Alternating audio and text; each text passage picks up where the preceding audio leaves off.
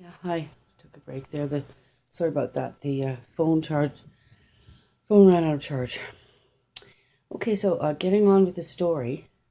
So yes, Set appeals to Barbilo for the light of Sophia, and she says, "Well, you can't have her light. I can't give you her light because I gave it to her. But I'll let you, if she agrees, I'll let you mate with her, and then your child will have the light." So she goes to Sophia, and she talks to her where she's hidden her, and convinces Sophia. Sophia doesn't like the idea, but she agrees if Set will create a world where there's free will.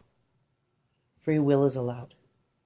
So Barbula goes back and tells Set this. He agrees to it, and then she mates with him in the hidden place, and then the rest unfolds as it happens. The child is born, takes the light from the mother, etc. Along those lines.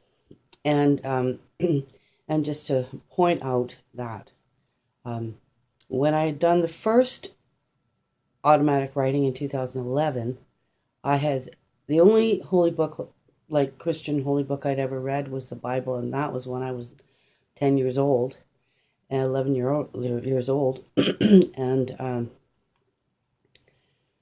the way it reads so close. It is almost the same story in the beginning of the ancient scrolls. So that's got to say something, and certainly it made sense to me. It made sense, and honest to goodness, it didn't come from my mind. It literally wrote itself, and it was done.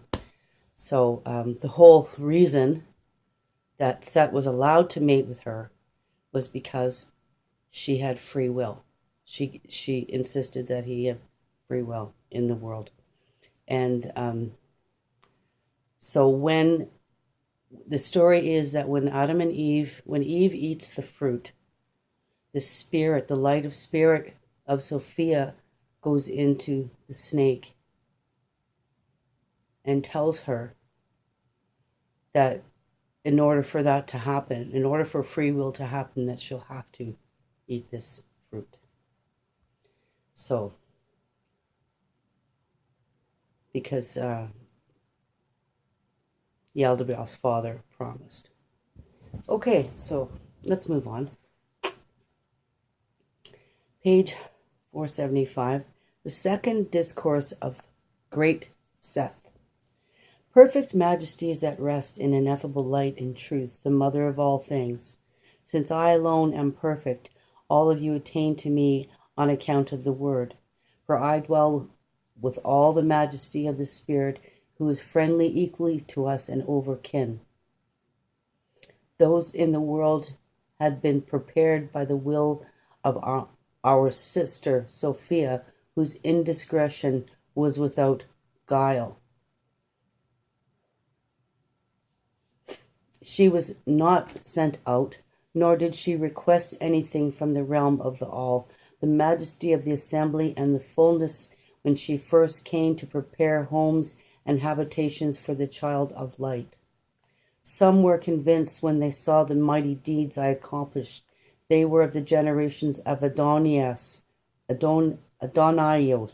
and are descended from the one who fled from the throne of Sophia of Hope, since she had previously given indication about us and all others with me.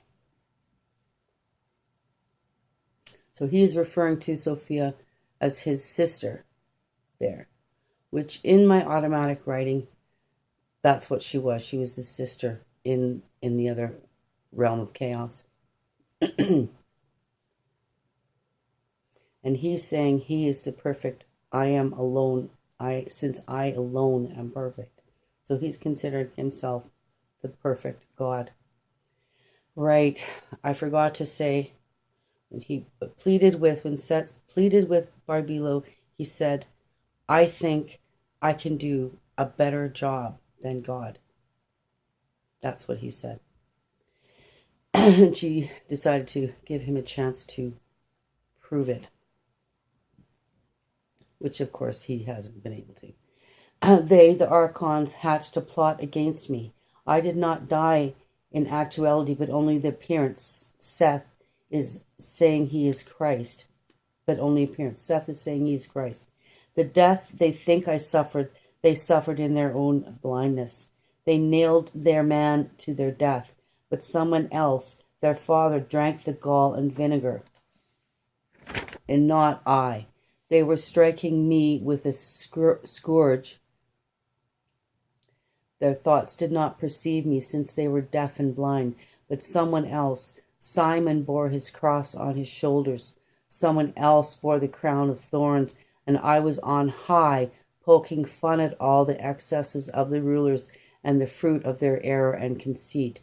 I was laughing at their ignorance.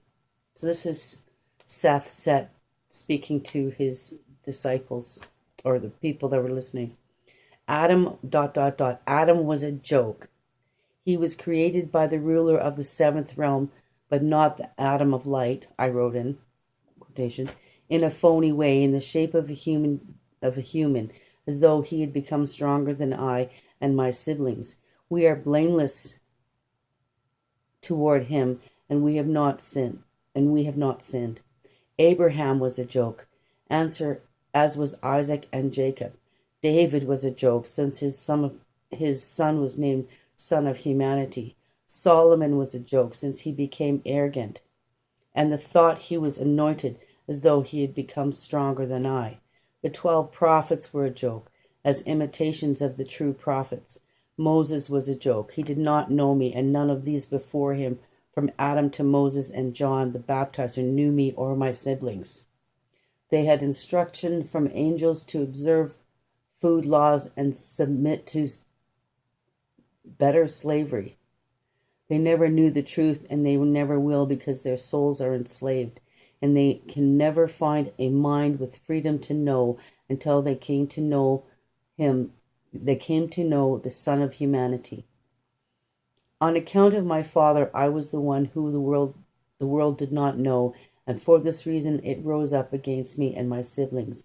But we are blameless and have not sinned. He goes on to iterate that he is the true Christ, with which I will not profane the page with. And here on page 526, he has a prayer to the light. Adam, the first human, Pigerdama. Seth is a Christ in the underworld. And it shows that later on.